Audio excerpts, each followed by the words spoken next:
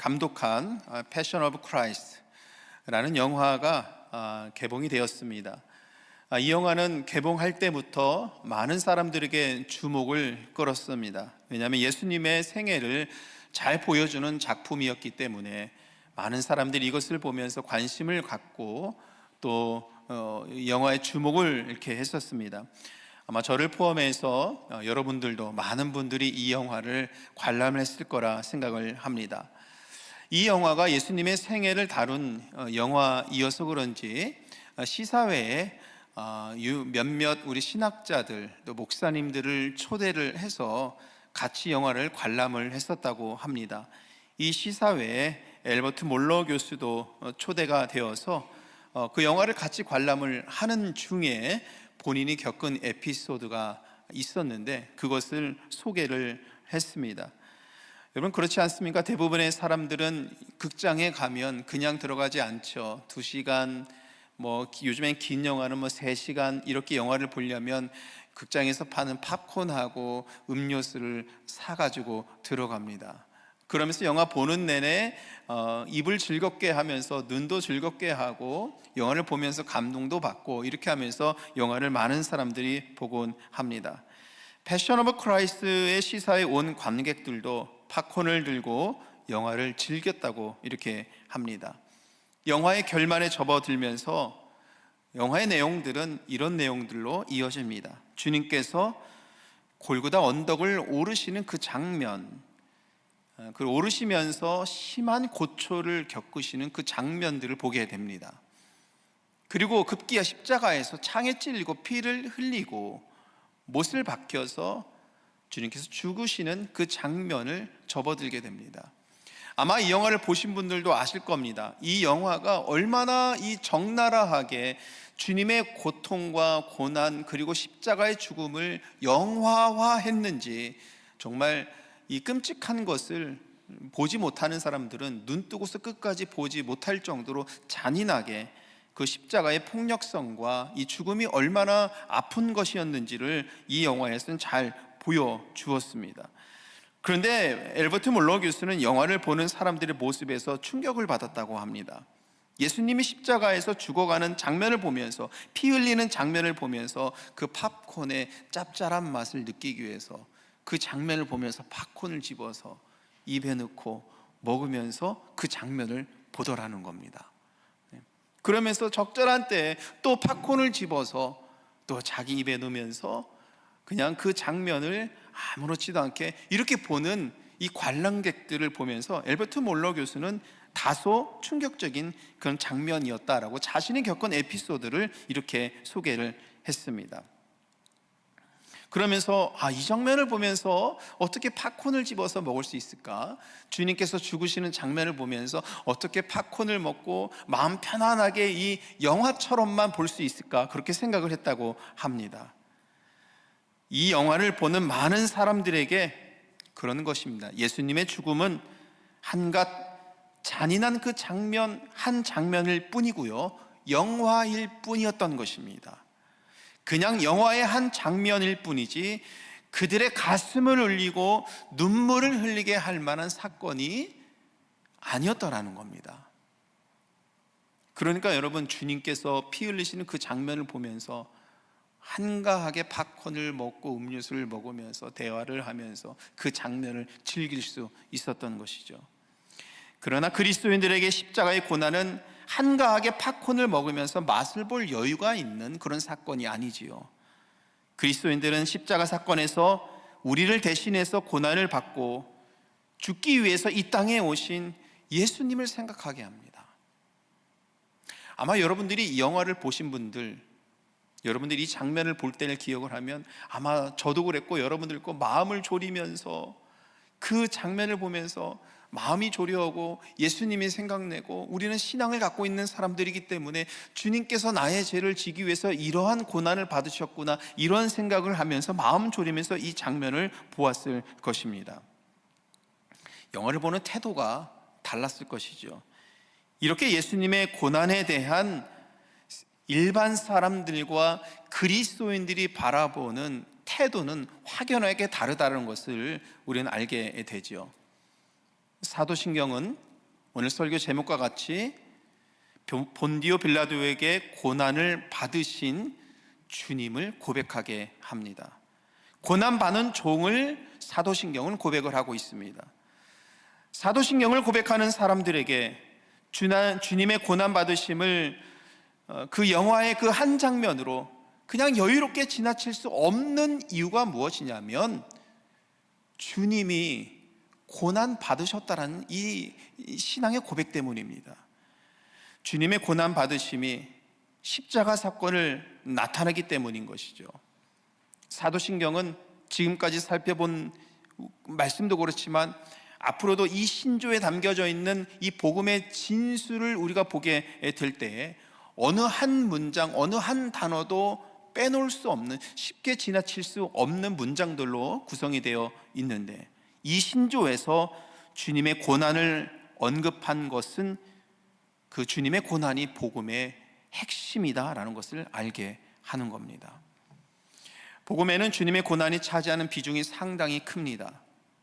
우리가 잘 아는 것처럼 우리는 늘 이렇게 이야기를 하고 잘 알고 있죠. 주님의 고난이 없이 죽음이 없고 주님의 죽음이 없이 부활이 없다, 이렇게 말을 합니다.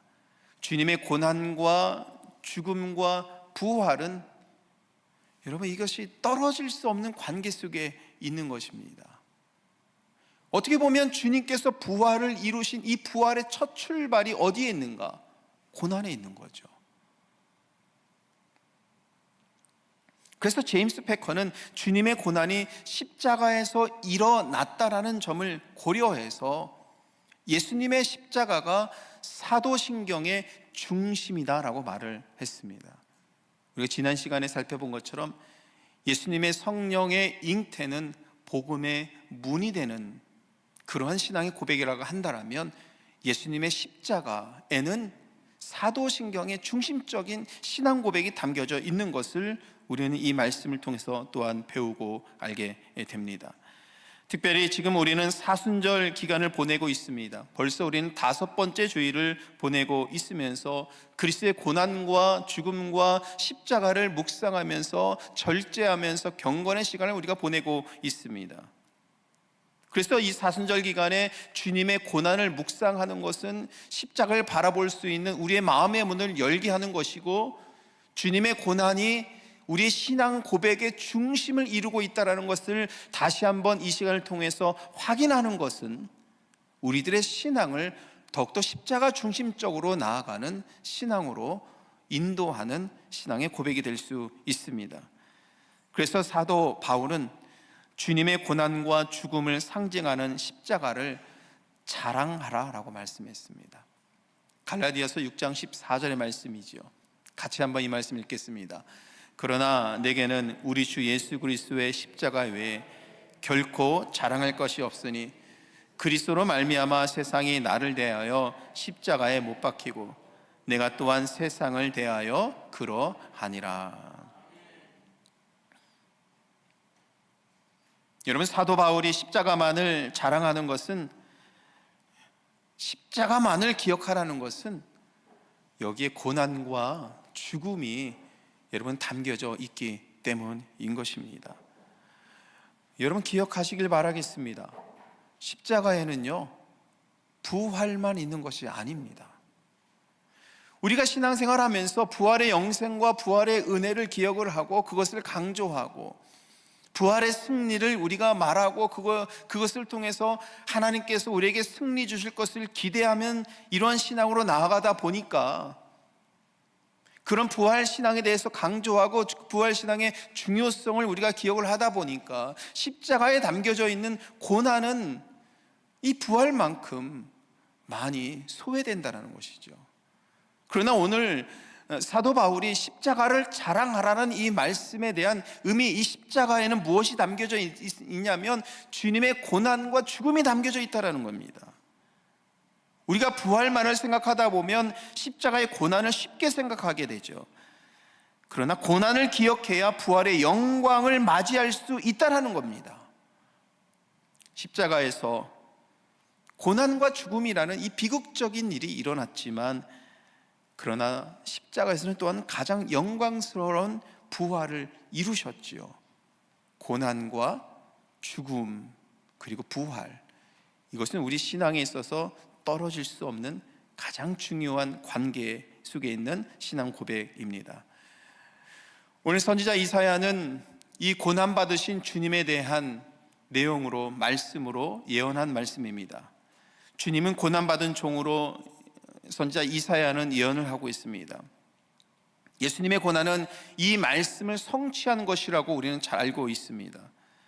성경은 메시아가 로마의 황제처럼 대단한 힘과 권세와 능력과 그런 대단한 것을 가지고 있는 그런 사람으로서 오는 것이 아니라 고난받는 종이 와서 하나님의 백성을 구원할 것이다 라고 예언을 하고 있습니다.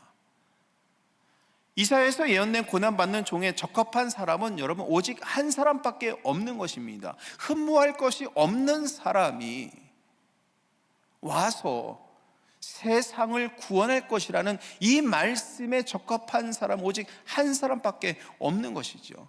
그분이 우리 주 예수 그리스도입니다. 이사야는 고난받는 종에서 말씀하고 있어요.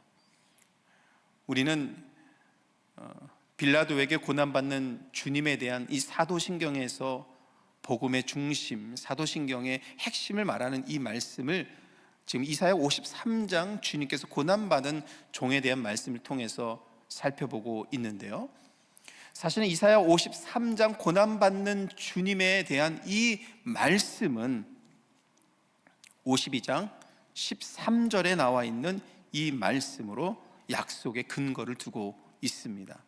52장 13절에 보면 우리 곁에 오실 주님을 이렇게 말씀하시죠. 보라, 내 종이 형통하리라. 고난받는 종의 형통함을 하나님께서는 선지자 이사야의 입술을 통해서 말씀하고 계십니다. 고난받는 종이 형통할 것이라고 약속하고 계신 겁니다. 여러분, 우리가 생각할 때에 형통함이라는 것은 우리는 세상 속에서 살아가면서 형통함이 무엇인지 세상적으로 습득이 되었고, 세상적으로 배우게 되었고, 세상적으로 형통함이 무엇인지를 말하는 것이 너무나도 익숙하고 우리도 그렇게 살아옵니다. 사람에게 느껴지는 매력에서 그 사람이 갖고 있는 것에 대해서 형통함을 보기도 하지요. 그 사람이 보여지는 말끔하고 매력적인 면을 보면서 남들이 부러워할 만큼 인생도 잘 풀려지고 잘 살아가는 것, 이런 것에서 우리는 저 사람의 형통함을 보는구나 라고 늘 우리는 세상적으로 이런 것에 익숙해져 있다라는 것이죠. 그런데 이사야는 다른 사람들보다 상한 모습이어도 또한 흠모할 만한 것이 전혀 없어도 형통할 것이다 라고 약속하고 있습니다. 여러분, 지금 이 말씀에서 여러분들은 어떤 것을 느껴집니까? 어떤 것을 느끼고 있습니까? 하나님께서 말씀하시는 이 형통함이라는 기준은 우리가 세상에서 습득하고 배운 것과는 완전히 다르지요.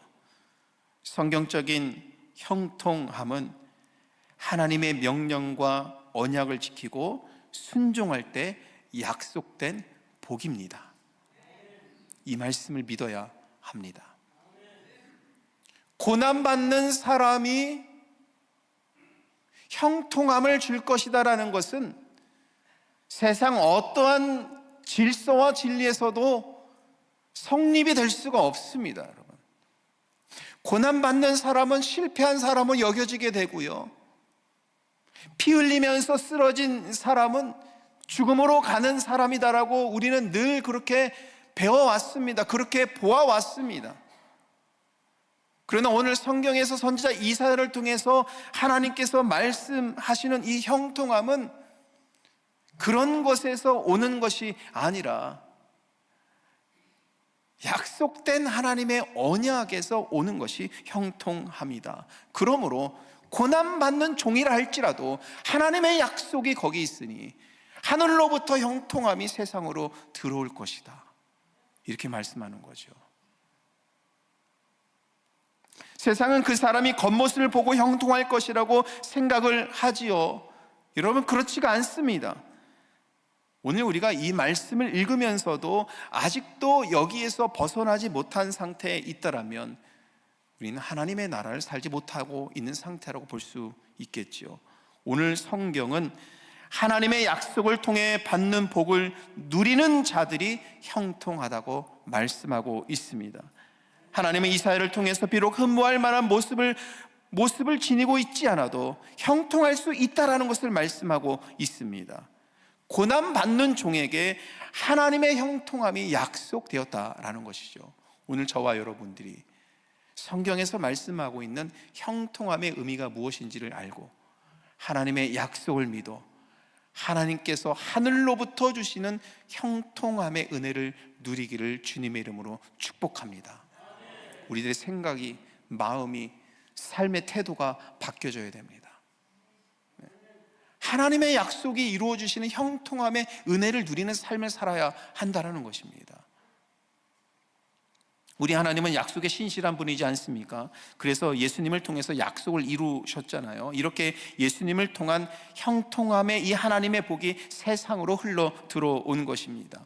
비록 그가 흠모할 만한 것이 없고 고난 받으셨지만 하나님의 형통함을 우리에게 주시는 분이라는 겁니다. 하나님이 뜻하신 모든 일을 주님은 고난을 통해서 이루셨습니다. 그러므로 우리는 고난받는 종을 통해 형통하게 하실 주님을 믿어야 하는 것입니다. 선지자 이사야는 고난받는 종, 이 고난받는 종이라는 이 말씀 자체가 세상적인 그런 가치관으로 꽉 차여져 있는 우리와 많이 대립이 되는 거예요. 우리를 구원하실 메시아, 그리고 이 죄를 다 끊으시고 영생의 삶으로 인도하실 우리의 구원자가 고난받는 분으로 온다는 것. 여러분, 우리들도 이 말씀을 읽으면서 상당히 이 말씀을 이해하는 것이 힘들겠습니다만, 사실은 예수님께서 이 땅에 오셔서 예수님을 그리스도로 믿는 고백하는 당시 팔레스틴 지역에서 믿었던 사람들, 이 사람들에게는요, 이 고난받는 종이 우리의 구원자로 오셨다는 이 말씀을 믿는 것이, 여러분, 그것이 얼마나 대단했던 신앙인지를 우리가 기억을 해야 하는 겁니다. 당시로서는 로마가 지배하는 시대 속에서 로마의 황제가 메시아처럼 생각을 했던 그런 시대이잖아요. 우리를 구원하고 이 죄에서 우리를 건져내서 영생하는 삶으로 인도해주고 팔레스틴 땅에서 이 고통과 고난 속에서 사는 하나님의 백성들을 구원하여서 그런 하나님의 은혜로 살게 하는 자가 올 때에 저 로마의 황제가 있고 저 로마의 이 큰 군사가 있고 이 권세가 있는데, 아니 고난받는 종으로 오는 사람이 어떻게 우리를 구원할 수 있겠습니까? 흠모할 만한 것이 없는 사람이 와서 어떻게 나를 구원할 수 있겠습니까? 라고 많은 사람들이 질문을 했었겠죠. 그럼에도 불구하고 선지자 이사야를 통해 주신 주님의 하나님의 말씀이 예수 그리스도를 통해서 성취된 것을 믿은 초대교회 성도들, 생각해 보십시오. 얼마나 이 믿음이 위대합니까? 우리는 이 믿음을 쫓아가야 하는 겁니다. 고난받는 종을 통해서 이루실 하나님의 약속을 믿는 신앙을 지녀야 부활의 이 영광스러운 은혜가 우리 가운데 충만하게 임할 줄 믿습니다. 선지자 이사야는 고난받는 종을 예언한 말씀에서 이 고난받는 종이 이룰 사명을 4절과 5절에서 말씀하고 있어요. 우리들에게 너무나도 익숙한 말씀이죠. 그런데 여기 보십시오. 고난받는 종이 있는데 이 고난받는 종이 질고를 당합니다. 슬픔을 당합니다. 고난을 받습니다. 누구 때문입니까, 여러분? 말씀에서 누구 때문이라고 나와 있죠? 우리 때문입니다. 그가 상함은 우리의 죄악 때문입니다. 우리 하나님께서 선지자 이사야를 통해서 고난받는 종의 이 고난의 이유가, 원인이 어디 있는가를 말씀하고 계십니다. 결국 고난받는 종의 고난은 우리 때문이라는 겁니다. 우리 때문에 고난받는 사람으로 이 땅에 오셔서 하나님의 뜻을 이루신 분, 그분이 예수 그리스도라는 것을 말씀하고 있습니다. 설교 초반부에 멜 깁슨의 패션 오브 크라이스트를 언급을 했었잖아요. 근데 시사회에 많은 사람들이 참여를 했습니다. 상당한 주목을 많이 받지 않았습니까? 지금도 이 영화가 지금도 여전히 많은 주목을 그리스도인들에게는 받고 있습니다만, 시사회에 다양한 분야의 많은 사람들이 참여를 하게 되었고 거기에 많은 기자들이 참석을 하게 되면서 이 멜 깁슨 감독이 기자의 여러 질문을 받았습니다. 그 중에서 한 기자는 잔인하게 죽임당하는 장면에서 마음이 매우 불편했던 것 같습니다.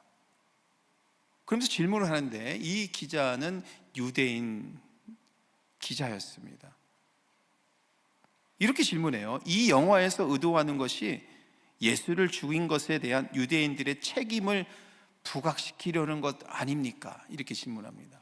왜냐하면 여러분께서 보셔서 아시다시피 그 영화에서 예수님의 죽음을 너무나도 적나라하게, 너무나도 폭력적이고 너무나도 비참하게 그 죽음을 영화화했거든요.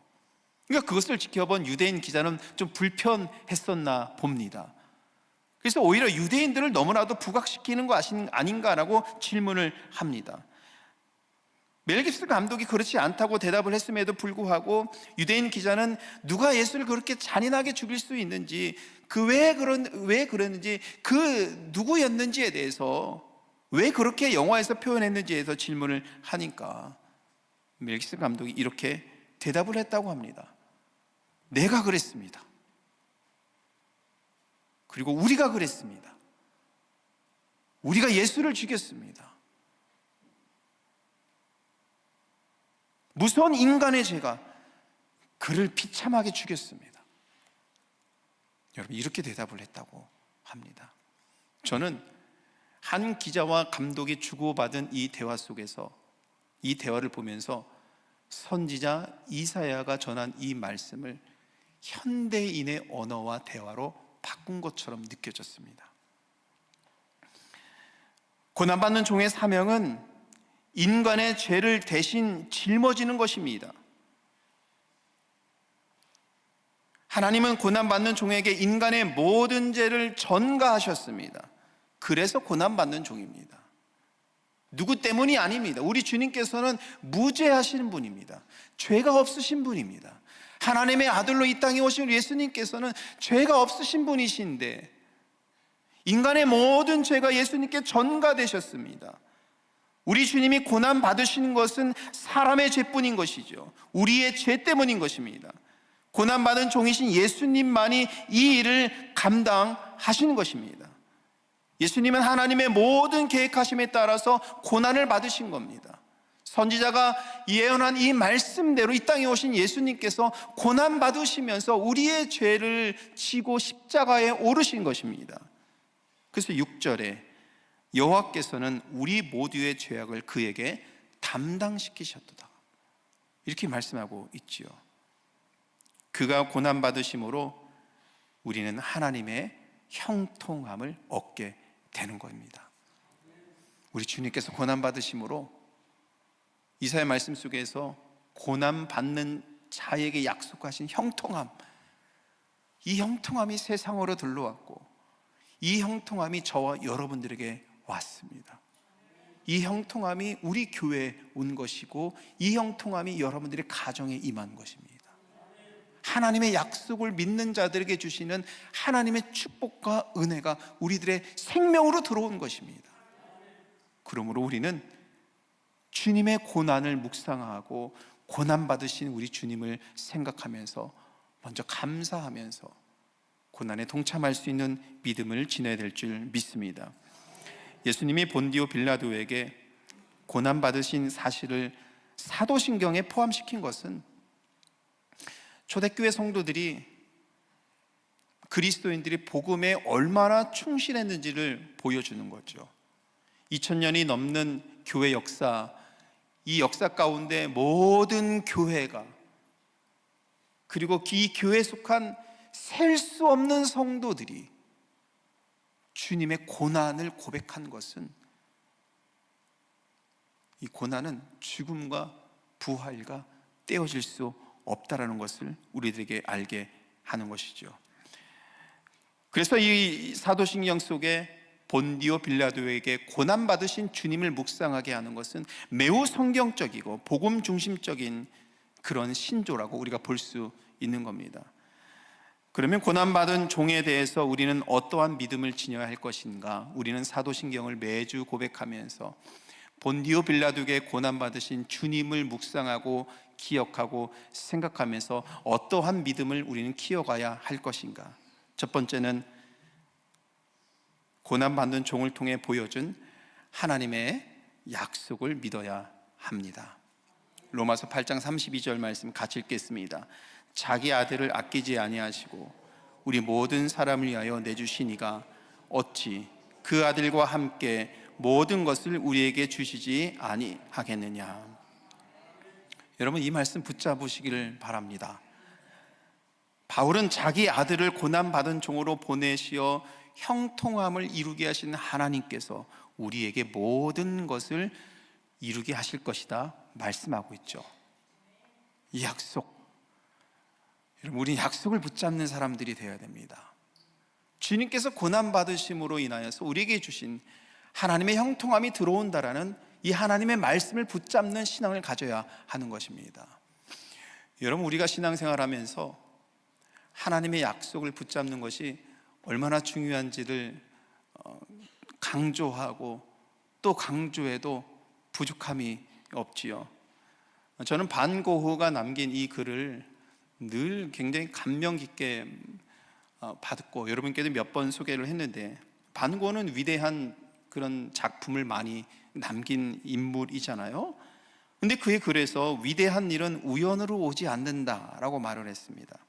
연속된 작은 일에서 위대한 일은 온다, 이렇게 말을 했거든요. 그러니까 반고흐의 작품이, 지금 남겨진 이 위대한 작품들이 그냥 우연으로 온 것이 아니라는 것입니다. 매일마다 붓을 잡고 펜을 들고 생각하고, 또한 반고흐는 기도하면서 어떻게 이 작품을 이룰 것인지를 한시도 뜨지 않고 한시도 낭비하지 않고 매일마다 연습하고 구상하고 이러면서 이런 작품들이 나온 것이거든요. 여러분, 스포츠 선수들이 한 경기에 임하기 위해서 얼마나 많은 루틴을 갖고 있는지 아십니까? 자기만의 루틴이 있어요. 아침에 일어나서 몇 시에 경기가 있는 날 몇 시간 전에 일어나서 어떻게 씻고 어떤 옷을 입고 어떤 음식을 먹고 잠을 몇 시간 자고 어떤 색깔의 양말을 입고, 이런 것까지, 어떤 색깔의 속옷을 입고 어떤 운동화, 어떤 색깔의 운동화를 입는 것까지 다 자기만의 루틴이 있는 겁니다. 그래서 이 한 경기를 임하기 위해서 며칠 동안 초집중하고 자기 자신을 단련해서 그 경기에 임하거든요. 신앙인들도 마찬가지입니다. 여러분, 우리들은 아무리 이렇게 신앙적인 삶을 살아간다 하더라도 우리는 세상적인 것에 익숙해질 수밖에 없습니다. 그런 일들에 많이 습득이 되어 있어요. 우리가 사는 세속사회 속에서 이 세속적인 것들이 우리 마음속에, 우리 삶에 많이 들어와 있습니다. 그래서 하나님의 약속을 붙잡는 신앙은요, 날마다 고백하고 연습해야 되는 신앙입니다.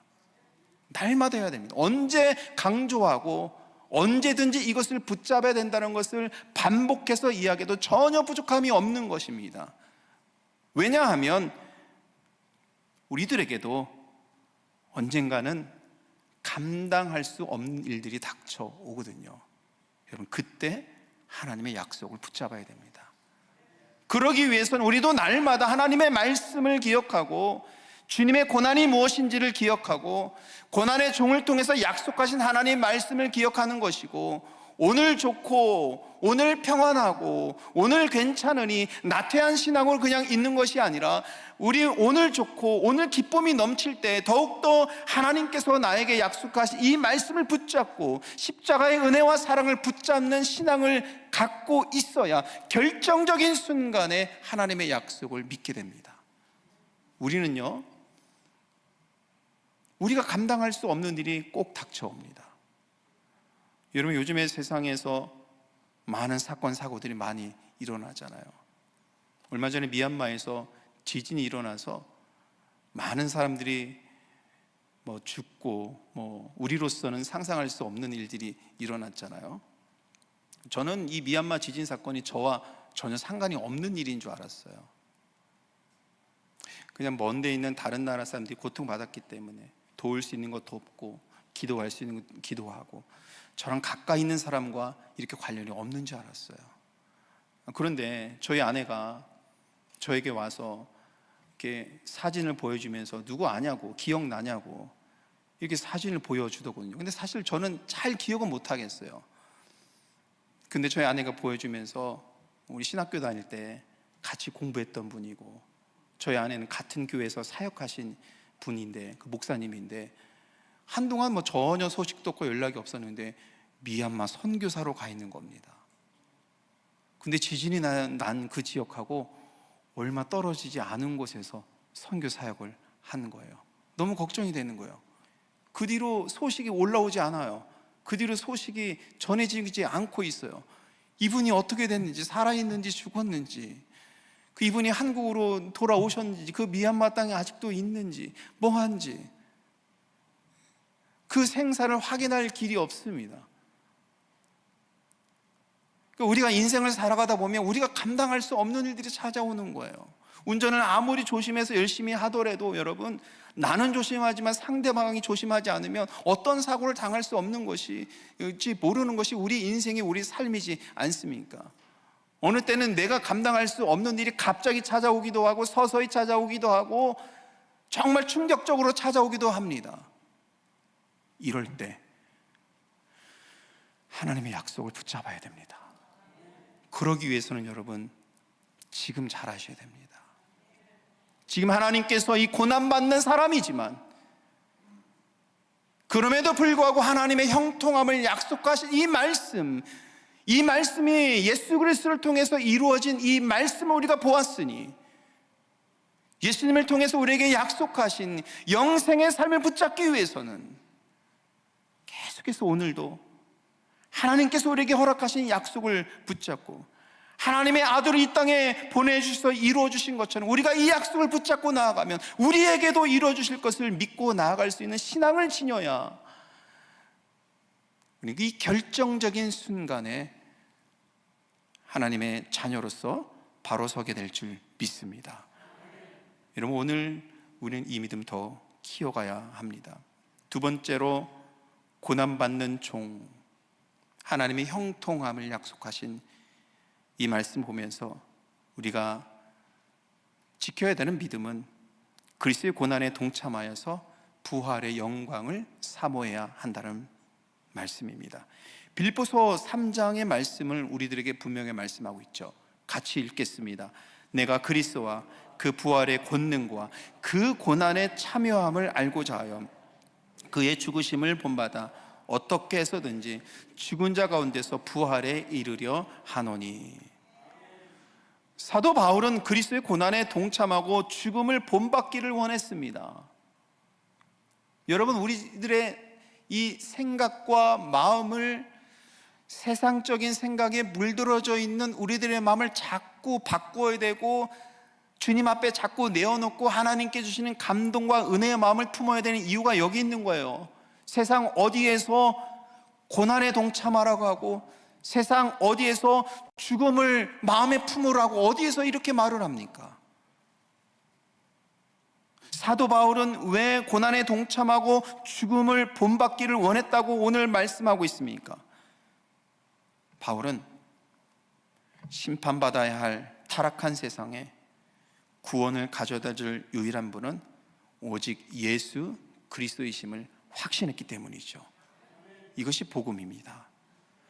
복음은 고난받는 종이 십자가에서 이루셨다는 것을 믿는 겁니다. 고난은 십자가에서 죽는 것에서 절정을 이루지요, 여러분. 고난받는 종이 세상의 죄를 지고 십자가에 피 흘려서 이사야 53장 4절 5절에서 고난받는 종이 가지고 있는 사명, 우리의 죄를 위해서 고통을 당하고 우리의 죄를 위해서 피 흘리고 우리의 죄를 위해서 상을 받는 이 고난받는 종이 십자가에서 우리의 죄를 다 태워 없애는 겁니다. 그런데 그 죽음이 있는 곳에서 하나님께서는 부활을 이루어 주셨습니다. 그리스도의 고난은 예수 그리스도의 고난을 통해 이루어진 새롭고 영원한 부활로 승리하게 할 것이다. 이것이 성경이 우리들에게 약속하는 바입니다. 이것이 우리의 미래가 되어야 하는 것입니다. 여러분, 교회는 그리스도의 고난을 영광스러운 희생으로 찬양해 왔습니다. 고난 중간에 우리 부르는 찬양, 고난받는 주님을, 그 희생을 찬양해 왔습니다. 주님은 고난받으셨고 우리는 구원을 받았습니다. 이 단순한 신앙의 진술은 초대교회 때부터 지켜온 그리스도인들의 고백인 것입니다. 이 은혜를 고백하는 사도신경이야말로 우리가 지켜야 할 복음의 중심이 되어야 하는 것이죠. 여러분, 사순절 다섯째 주일, 본디오 빌라도에게 고난받으신 주님, 그 주님을 생각하면서 주님에 대한 우리들의 믿음을 더욱더 키워가는 그런 신앙의 시간이 되기를 간절히 소원합니다. 화면을 참고하시고 우리 다 같이 이 화면에 나와 있는 글 읽고 설교 마치도록 하겠습니다. 나는 빌라도에게 고난받으신 예수 그리스도를 믿습니다. 주님은 고난받으셨고 우리는 구원받았습니다. 할렐루야! 하나님께 영광. 네.